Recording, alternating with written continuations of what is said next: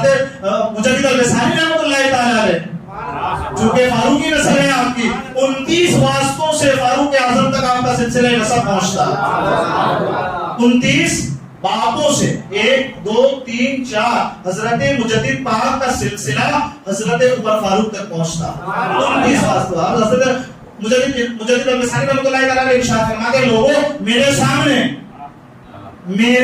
سامنے سنت کے خلاف بات نہ کرو، سنت کے خلاف کام میرے سامنے نہ کرو۔ کہا حضور ایسا کیوں ہے؟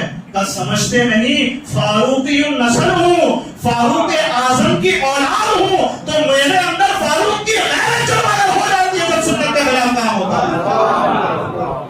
تو یہ کیا ہے؟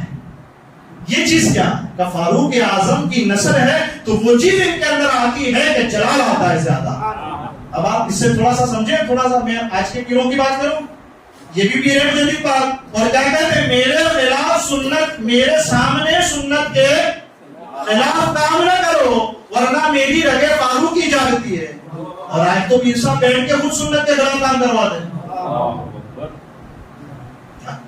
بات صحیح، اور کو بتائیں ہم کون سی چوتھا دو سال بعد ہمیں سمجھ آ رہی ہے؟ ہمیں تو کوئی چیز سمجھ نہیں آ رہی۔ سارے بزرگوں کا جو طریقہ ہے وہ پڑھا اور جو سچا صحیح طریقہ ہے وہ آپ کے سامنے پیش کیا ہم نے۔ تو سنت کے خلاف بات ہو تو پیران نظام بھڑک اٹھتے ہیں، 2 انگوٹھیاں پہن کے جو چلا جائے تو پیر کہتا ہے نکالو سنت ایک ہے۔ بات سمجھ آ رہی ہے نا؟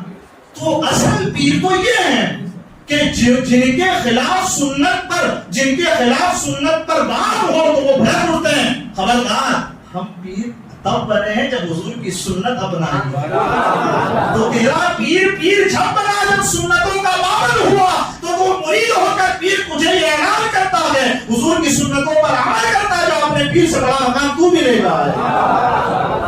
سیدھی سی بات ہے، پیر سمجھ میں نہ آئے کہا چھوڑو اتنا جانو سنت پر عمل ہے، دامن پکڑو کامیاب ہو جاؤ گے، سنت پر عمل نہیں چھوڑو وہ خود بھی برباد ہے اور تمہیں بھی برباد کر دے گا۔